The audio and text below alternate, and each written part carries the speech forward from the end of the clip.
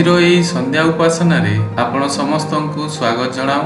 आज आमे अध्ययन करिबा गीत संहिता 22 पर्व 1 पदरु 31 पद जाए। एहार मूल सारांश हैला वेदनार क्रंदन और प्रशंसार संगीत। हे मोहर परमेश्वर, हे मोहर परमेश्वर, तुम्हे काहेकि मते परित्याग करिअछ? मते साहाय्य करिबारु ओ मो आर्तनादर उर्तिरु तुमे काहेकि एते दूर रे रहुअछ? हे मोहर परमेश्वर, मु दिन बेले डाके मात्र तुम्हे उत्तर देउ नाह, आउ रात्रि काल रे डाके पुणी नीरव न रहे। तथापि ए इस्राएल रो प्रशंसा निवासीन तुम्हे पवित्र अट। आम्भ मानक पूर्वपुरुषगण तुम्हठारे विश्वास कले, सेमाने विश्वास कले, आउ तुम्हे सेमानकु उद्धार कल। सेमाने तुम निकटरे क्रंदन कले ओ उद्धार पाइले। सेमाने तुम्हठारे विश्वास कले आउ लज्जित नहिले। मात्र मु कीट, मनुष्य नुहे, मनुष्य मानंकर निंदा पात्र ओ लोक मानंकर अवज्ञात। मते देखिबा लोक समस्ते मते परिहास करंती। सेमाने ओष्ठ लंबाई मस्तक हलाई कहंती, सदा प्रभुंक ठारे से आपणाकु समर्पण कला, से ताहाकु उद्धार करंतु। से ताहाठारे संतुष्ट, तेणु से ताहाकु उद्धार करंतु। मात्र तुम्हे ही मते गर्भरु बाहर करी आनिअछ। मु आपणा मातृकोଳରେ थिबा समयरे तुमे मोहर विश्वास जन्माइअछ। गर्भरु मु तुमठारे समर्पित होइथिली। मोहर मातार उदररु तुम्हे मोहर परमेश्वर अट। मोठारु दूरवर्ती हो नाही, कारण संकट सन्निकट साहाय्यकारी केही नाही। अनेक पुरुष मते बेष्टन करिअछंती। पासन देशर बलवान वृषगण मते घेरी अछंती।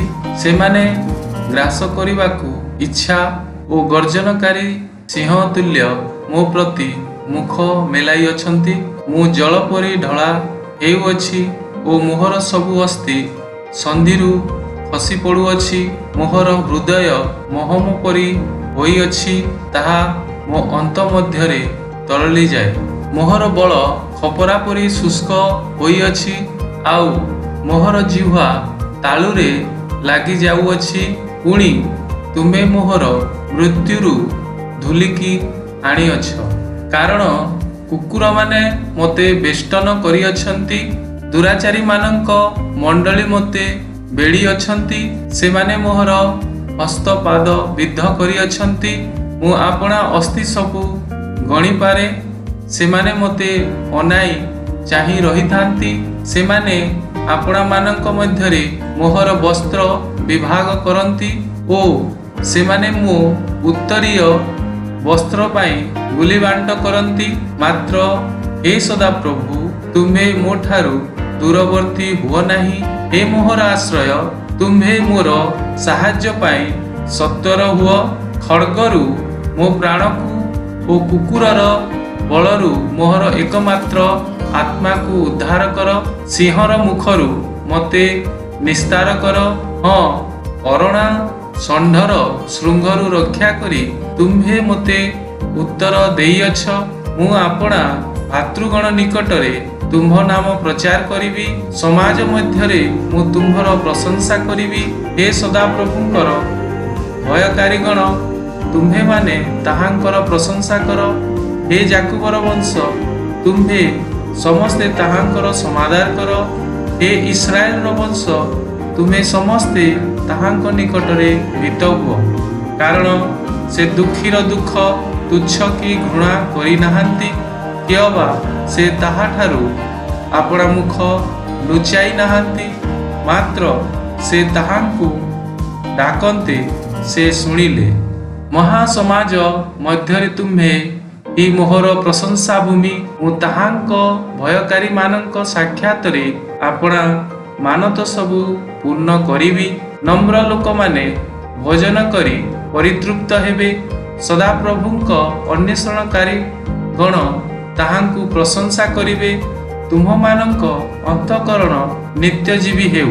पृथ्वीर प्रांतस्थित समस्ते सदा प्रभुंकु शरण करी ତାହାଙ୍କ ପ୍ରତି ଫେରିବେ ଆଉ ଅନ୍ୟ ଦେଶୀୟ ଗୋଷ୍ଠୀ ସକଳ ତୁମ୍ଭ ସମ୍ମୁଖରେ ପ୍ରଣାମ କରିବେ, କାରଣ ରାଜ୍ୟ ସଦାପ୍ରଭୁଙ୍କର ଅଟେ, ପୁଣି ସେ ଗୋଷ୍ଠୀମାନଙ୍କର ଶାସନକର୍ତ୍ତା ଅଟନ୍ତି। ପୃଥିବୀସ୍ଥ ହୃଷ୍ଟପୃଷ୍ଟ ଲୋକ ସମସ୍ତେ ଭୋଜନ କରି ପ୍ରଣାମ କରିବେ। ଧୂଳିରେ ଲୀନ ହେବାକୁ ଉଦ୍ୟତ ସମସ୍ତେ, ଅର୍ଥାତ୍ ଆପଣା ପ୍ରାଣ ବଞ୍ଚାଇବାକୁ ଅସମର୍ଥ ଲୋକ ତାହାଙ୍କ ଛାମୁରେ ମୁହଁ ମାଡ଼ି ପଡ଼ିବେ। ଏକ ବଂଶ ତାହାଙ୍କର ସେବା କରିବେ। ଭବିଷ୍ୟତ ବଂଶକୁ ପ୍ରଭୁଙ୍କ ବିଷୟ କୁହାଯିବ।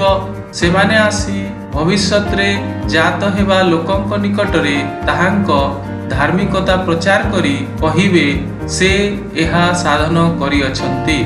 ଆମେ ପାଠ କରିଅଛୁ ଗୀତ ସଂହିତା 22 ପର୍ବ 1 ପଦରୁ 31 ପଦ ତକ। ପ୍ରଥମ ପଦରେ ଏହି ପ୍ରକାର ଲେଖାଯାଏ, ହେ ମୋହର ପରମେଶ୍ୱର, ହେ ମୋହର ପରମେଶ୍ୱର, ତୁମେ କାହିଁକି ମୋତେ ପରିତ୍ୟାଗ କରିଅଛ। ଗୀତ ସଂହିତା 22 ପର୍ବରେ ପ୍ରଭୁ ଯୀଶୁଙ୍କର କ୍ରୁଶାର୍ପିତ ସମୟର ଭାବବାଣୀ ଦାଉଦଙ୍କ ସମୟରେ ଭବିଷ୍ୟବାଣୀ କରାଯାଇଅଛି। ଯାହା ଘଟିଗଲା ପ୍ରଭୁ ଯୀଶୁଙ୍କ ସମୟରେ ଏଠାରେ ସମସ୍ତ ବିଷୟ ବର୍ଣ୍ଣନା କରାଯାଇଅଛି। ପରମେଶ୍ୱରଙ୍କୁ ପ୍ରଭୁ ଯୀଶୁ କହୁଅଛନ୍ତି, ହେ ମୋହର ପରମେଶ୍ୱର, ହେ ମୋହର ପରମେଶ୍ୱର, ତୁମେ କାହିଁକି ମୋତେ ପରିତ୍ୟାଗ କରିଅଛ। କାରଣ ସଦାପ୍ରଭୁ ତାଙ୍କ ଅଦ୍ୱିତୀୟ ପୁତ୍ରକୁ ଜଗତର ଉଦ୍ଧାର ନିମନ୍ତେ ପଠାଇଲେ। ତାଙ୍କର ପରିତ୍ରାଣ ସାଧନ କରିବା ନିମନ୍ତେ ପ୍ରଭୁ ଯୀଶୁ ଜଗତକୁ ଆସିଲେ। ଆଉ ଯେଉଁ ସମୟ ମଧ୍ୟରେ ତାଙ୍କ ପ୍ରତି ଯାହା ହେଲା, କାରଣ ସେ ସମ୍ପୂର୍ଣ୍ଣ ଭାବରେ ମନୁଷ୍ୟ ମଧ୍ୟ ଥିଲେ, ତେଣୁକରି ତାଙ୍କର ପ୍ରାଣର ବିକଳ ସମୟରେ ପିତାଙ୍କୁ ଡାକ ପକାଇ କହୁଛନ୍ତି, ହେ ମୋହର ପରମେଶ୍ୱର, କାହିଁକି ମୋତେ ପରିତ୍ୟାଗ କର। ସାଧାରଣ ଭାବରେ ଆମେ ଜାଗତିକ ପିତାମାତାଙ୍କ ନିକଟରେ ମଧ୍ୟ ଆମର କିଛି ଅସୁବିଧା ହେଲେ ସେହି ପ୍ରକାର କହିଥାଉ। ଆଉ ଏହି ପର୍ବମାନଙ୍କରେ ତାଙ୍କର ଦୁଃଖ ଭୋଗର ସମସ୍ତ ବିଷୟ ଭାବବାଣୀ କରାଯାଇଅଛି। 7 ପଦରେ ଲେଖାଯାଏ, ମୋତେ ଦେଖିବା ଲୋକ ସମସ୍ତେ ମୋତେ ପରିହାସ କରି କହନ୍ତି, ସେମାନେ ଓଷ୍ଠ ଲମ୍ବାଇ ମସ୍ତକ ହଲାଇ କହନ୍ତି, ସଦାପ୍ରଭୁଙ୍କଠାରେ ସେ ଆପଣାକୁ ସମର୍ପଣ କଲା, ସେ ତାହାକୁ ଉଦ୍ଧାର କରନ୍ତୁ। ସେ ତାହାଠାରେ ସନ୍ତୁଷ୍ଟ, ଏଣୁ ସେ ତାହାକୁ ଉଦ୍ଧାର କରନ୍ତୁ। ମହାଜନତା ଯେତେବେଳେ ପ୍ରଭୁ ଯୀଶୁ କ୍ରୁଶ ଉପରେ ଅଛନ୍ତି, ସେହି ପ୍ରକାର ଭାବବାଣୀ କରୁଛନ୍ତି।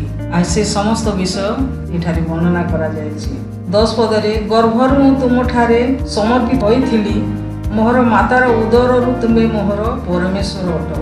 ଯେତେବେଳେ ମରିୟମ ଅମୃତା କନ୍ୟା ଥିଲେ, ସ୍ୱର୍ଗଦୂତ ଆସିକି ତାଙ୍କୁ ତମ କୋଳରେ ଗୋଟେ ପୁତ୍ର ସନ୍ତାନ ଜନ୍ମ ନେବେ, ତାହାଙ୍କ ନାମ ଇମାନୁଏଲ, ପରମେଶ୍ୱର ହେବ। ଏହି ପ୍ରକାର କହି ସେ ଗର୍ଭରୁ ତାଙ୍କୁ ମନୋନୀତ କରିଥିଲେ ସଦାପ୍ରଭୁ। ତାଙ୍କର ଯୋଜନା ଗୋଟିଏ ମାତା ଦ୍ୱାରା ଜଗତକୁ ପାପ ପ୍ରବେଶ କଲା, ଗୋଟିଏ ମାତା ଦ୍ୱାରା ଜଗତର ଉଦ୍ଧାରକର୍ତ୍ତା ତାଙ୍କ ଉଦରରୁ ପରିତ୍ରାଣ ନିମନ୍ତେ ଜଗତକୁ ଆସୁଅଛନ୍ତି। ଏହି ସଂକେତ ଦିଆ ହେଉଥିବା ବେଳେ ତାଙ୍କୁ ଗର୍ଭରୁ ମନୋନୀତ କରାଯାଉଅଛି। 14 ପଦରେ ଲେଖାଯାଏ, ମୁଁ ଜଳ ପରି ଢଳା ଯାଉଅଛି ଓ ମୋହର ସବୁ ଅସ୍ଥି ସନ୍ଧିରୁ ଖସି ପଡ଼ୁଅଛି। ପ୍ରଭୁ ଯୀଶୁଙ୍କର ଶରୀର କ୍ରୁଶ ଉପରେ ଅଛନ୍ତି। ସମସ୍ତ ରକ୍ତ ବିନ୍ଦୁ ମାନବ ନିମନ୍ତେ ଢଳାଗଲା। ସେ ମାନବର ପାପ ନିମନ୍ତେ ସମସ୍ତ ରକ୍ତ ବିନ୍ଦୁ ପର୍ଯ୍ୟନ୍ତ ଢାଲିଦେଲେ। ଆଉ ସୈନିକମାନେ ତାଙ୍କୁ ପରୀକ୍ଷା କରିବା ନିମନ୍ତେ ତାଙ୍କର ପକ୍ଷ ଦେଶରେ ବର୍ଚ୍ଛା ବିଦ୍ଧ କଲେ। ଆଉ ସେ ସମୟରେ କାରଣ ଅନେକ କୋରଡ଼ା ପ୍ରହାର କରାଯାଇଥିଲା, ଆଉ ତାଙ୍କୁ ସେହି ପ୍ରକାର ଲାଗୁଥିଲା ଅସ୍ଥି ସନ୍ଧିରୁ ଖସି ପଡ଼ୁଅଛି। ଅନେକ ଦୁଃଖରେ ସେ ମଗ୍ନ ହୋଇ ନିଜେ ନିଜେ ଅନୁଭବ କରୁଅଛନ୍ତି, କାରଣ ସେ ସମୟର ଭୟଙ୍କର ଦୁଃଖ ମଧ୍ୟ ଦେଇ ଗତି କରୁଥିଲେ। 16 ପଦରେ ଲେଖାଯାଏ, କାରଣ କୁକୁରମାନେ ମୋତେ ବେଷ୍ଟନ କରିଅଛନ୍ତି, ଦୁରାଚାରୀମାନଙ୍କ ମଣ୍ଡଳୀ ମୋତେ ବେଢ଼ିଅଛନ୍ତି, ସେମାନେ ମୋହର ହସ୍ତ ପାଦ ବିଦ୍ଧ କରିଅଛନ୍ତି। ତାଙ୍କ ପାଦରେ ହାତରେ ବିଦ୍ଧ କରିଥିଲେ ଆଉ ତାଙ୍କୁ କ୍ରୁଶରେ ଚଢ଼ାଇଥିଲେ। ସେମାନେ ମୋ ଉତ୍ତରୀୟ ବସ୍ତ୍ର ପାଇଁ ଗୁଳି ବାଣ୍ଟ କରନ୍ତି। ତାଙ୍କର ପିନ୍ଧିଥିବା ବସ୍ତ୍ରକୁ ସେମାନେ ସୈନିକମାନେ ଗୁଳି ବାଣ୍ଟ କଲେ, କାରଣ ସେ ବସ୍ତ୍ର ଉପରୁ ତଳ ପର୍ଯ୍ୟନ୍ତ ସିଲାଇ ନ ହୋଇ ବୁଣା ହୋଇଥିଲା। ଆଉ ଭାଗ କରିବାକୁ କିଏ ଇଚ୍ଛା କରୁନଥିଲେ। ଆଉ ଗୁଲି ବାଣ୍ଟ ହେଲେ ଯାହାର ଭାଗରେ ପଡ଼ିବ ସିଏ ନେବେ, ଏହି ପ୍ରକାର ତାଙ୍କର ଯୋଜନା ଥିଲା। ଆଉ ଏହା ଭବିଷ୍ୟବାଣୀ କରାହେଉଛି। ପ୍ରଭୁ ଯୀଶୁଙ୍କୁ ସେହି ସମୟର ଯନ୍ତ୍ରଣା ମଧ୍ୟରେ ସମସ୍ତ ସୈନ୍ୟ ଦଳ ପରିହାସ କରୁଅଛନ୍ତି। ମାଥିଉ 27 ପର୍ବ 39 ପଦରେ ଏହି ପ୍ରକାର ଲେଖାଯାଏ, ଆଉ ସେହି ବାଟ ଦେଇ ଯାଉଥିବା ଲୋକମାନେ ଆପଣା ଆପଣା ମୁଣ୍ଡ ହଲାଇ ତାହାଙ୍କର ନିନ୍ଦା କରି କହିବାକୁ ଲାଗିଲେ, रे मंदिर भग्नकारी ओ 3 दिन रे ताहा निर्माण करी तू जेबे ईश्वर पुत्र तेबे आपना रक्षा करी क्रूसरू ओढ़ाइया। जेतेबेले प्रभु जीशु जगतरे थिले गुरु बा प्रभुंकर दास बोली समस्ते सम्मान करथिले, तांको भय करथिले, जनता तांको भय करथिले, तांकर आश्चर्य कर्म समस्त विषय देखुथिले, सेतेबेले तांको संबोधन करथिले। किंतु जेतेबेले क्रूसरे चढ़ा जाइछंती सेतेबेले तांको असम्मानर सहित कुहा जाउछि रे मंदिर भग्नकारी, कारण से तांको शरीर रूप मंदिर विषय रे सेमानकु कहिथिले आउ सेमानकर ज्ञान चक्षु बंद होइथिला आउ सेमाने सेई विषय बुझी पारि नथिले आउ सेमाने भाबुथिले जेरूसालेम मंदिर बोली। महत्वपूर्ण विषय 41 पद रे लिखा है प्रधान याजक माने मध्य सही प्रकार शास्त्री और प्राचीन वर्ग सहित परिहास करी कहिबाकु लागिले, जे माने व्यवस्था अध्ययन करथिले उद्धारकर्ता आसीबे बोली जिसाया भावाणी करथिले। जिसाया भविष्यत वक्ता, मिखा भविष्यत वक्ता, आमोस भविष्यत वक्ता अनेक जगह प्रभुंकर दास माने उद्धारकर्ता आसीबे बोली वाक्य भविष्यवाणी प्रचार करथिले, तथापि सेमानकर ज्ञान बंद करा जाइथिला। सेमाने परिहास करूछंती आउ कहउछंती तू जेबे ईश्वरंकर पुत्र ताहेले क्रूसर ओल्हाइया आमे विश्वास करिबो। 44 पद रे लेखा है हे मोहर ईश्वर, हे मोहर ईश्वर तुमे काहे कि मते परित्याग कल। गीत संगीता 22 पर्वर प्रथम पद रे जो प्रकार लेखा है माथियो 27 पर्वर 44 पद मध्य सही प्रकार गोटे शब्द उच्चारण करा है हे मोहर ईश्वर, हे मोहर ईश्वर काहे कि मते परित्याग कल। प्रभु यीशु समस्त निमंते समस्त मानव जाति निमंते जगतर परित्राण साधन करने निमंते जगत को आसीथिले।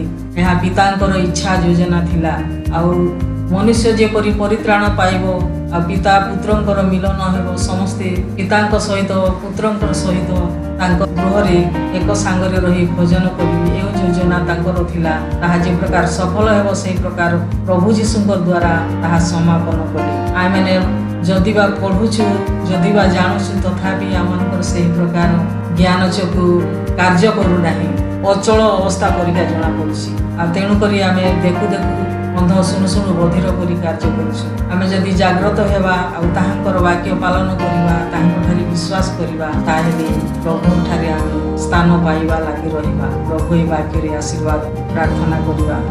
स्वर्गस्थ पिता तुम पवित्र नाम को धन्यवाद देउछु। तुम महापरित्राणर योजना प्रभु तुमर इच्छा मते तुम साधन करियछ, जगतर परित्राण निमंते धन्यवाद देउछि। आमे अयोग्य धूली प्रभु तथापि आमको भूली ना प्रभु तुम आमको पुत्र करार अधिकार देछ, धन्यवाद देछ। जेपरि तुमर इच्छा जानिबु बुझिबु सेहि परि साहाय्य कर। आम प्रत्येक तुम आशीर्वाद यीशुଙ୍କ नाम